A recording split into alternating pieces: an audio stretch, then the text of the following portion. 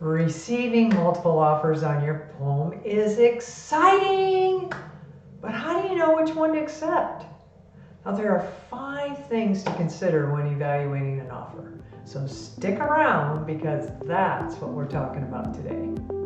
Hi, I'm Charlotte from the Volsch team. Welcome to my channel. And if this is your first time here, I'm a real estate broker, probate specialist, and trust advisor in the Inland Empire, many of the cities including Redlands, Loma Linda, San Bernardino, Fontana, Rancho Cucamonga, and Ontario, and all of the cities of the high desert. And each week I post tips, insights, and updates to help you gain clarity. So today, let's get started on your first instinct to receiving multiple offers. And it may be just to pick the highest bid on the table, but after looking through the price, realize that's not the only worthy consideration. When vetting offers, evaluate these 5 areas in addition to price. Number 1 is the earnest money deposit. One important consideration when weighing an offer is the size of the earnest money deposit, or the EMD. And this is the sum of cash the buyer is offering when the sales agreement is signed to show the person that they're serious, hence the word earnest.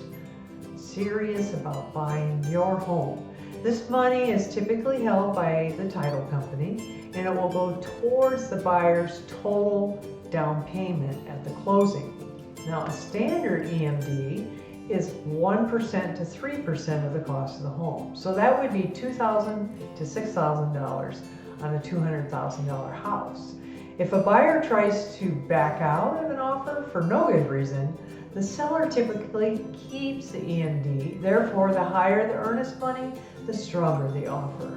Number 2 is the contingencies. Most offers have contingencies, which are provisions that must be met for the transaction to go through, or the buyer is entitled to walk away with their earnest money. Contracts with fewer contingencies are more likely to reach closing in a timely fashion.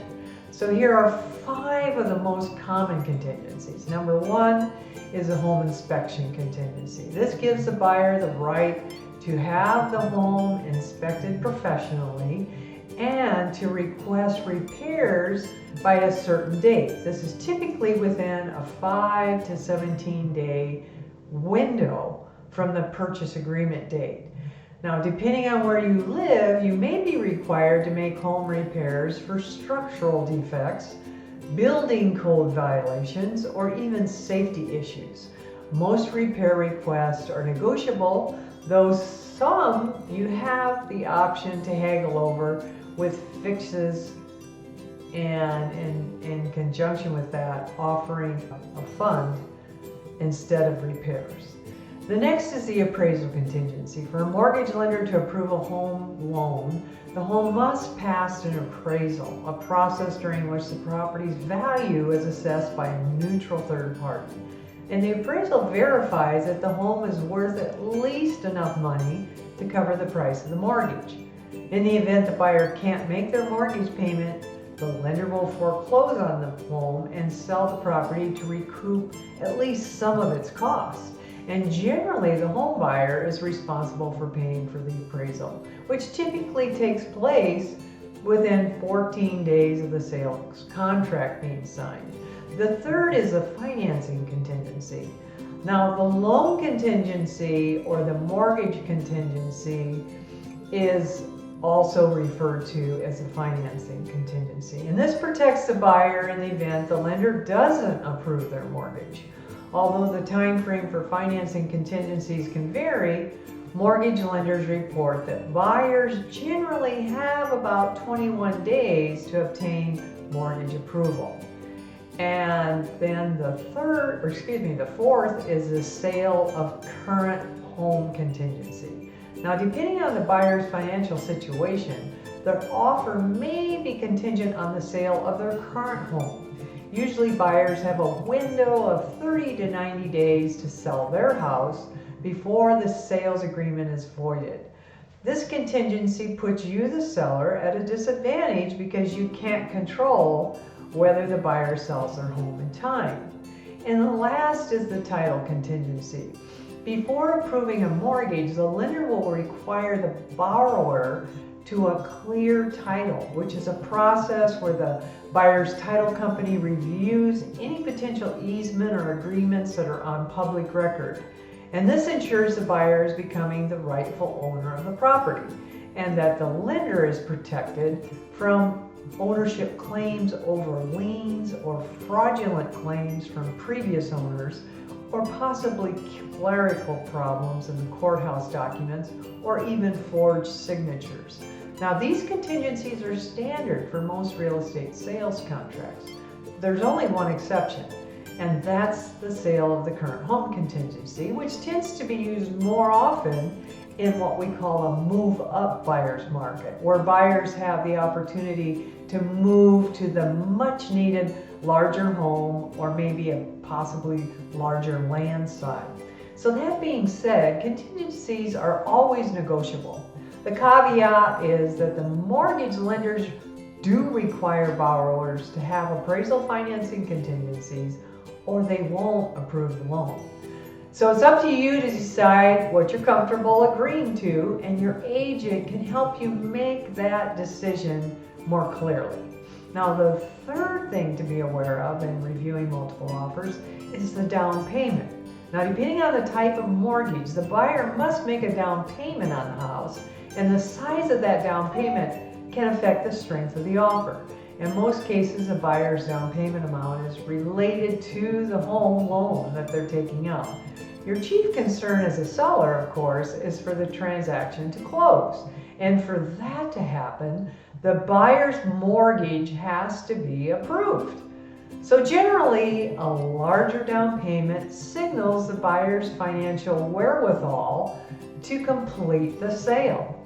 The average down payment, according to the National Association of Realtors, is 10%, and some mortgage products, such as FHA and VA loans, allow for an even lower down payment. For FHA, it's 3.5%, and for VA, it's 0%. If by chance the appraisal comes in lower than your contract sale price, the buyer with the higher down payment would more likely be able to cover the distance with a larger amount of cash that they have on hand. However, the price would need to be renegotiated after the appraisal was received. Now, before I share the last two things to consider, remember to subscribe and click the bell below so that you're notified of the next video. And also comment below if you're contemplating moving to Arizona and would like a free cost comparison to help you get started on the journey to your ownership out of state. Now, the fourth is on the all cash offer being the ideal for both parties.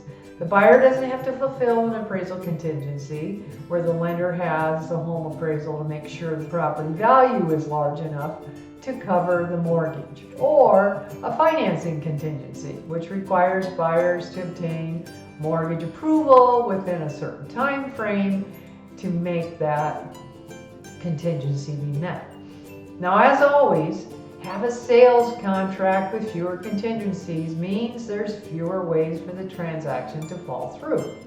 And the fifth is the closing date or the settlement date. Now, this is the day when both parties sign their final paperwork and the deed is then moved on to recording with the title company, making the sale official.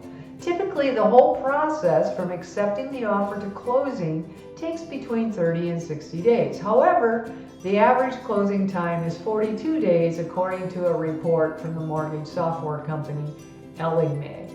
Now, 3 days before closing, the buyer receives a closing disclosure from the lender, which compares the loan estimate that they received when applying for the loan to what the numbers are now at closing. And if there's a material difference between those two estimates, then the closing can't happen until those amounts are reviewed and approved.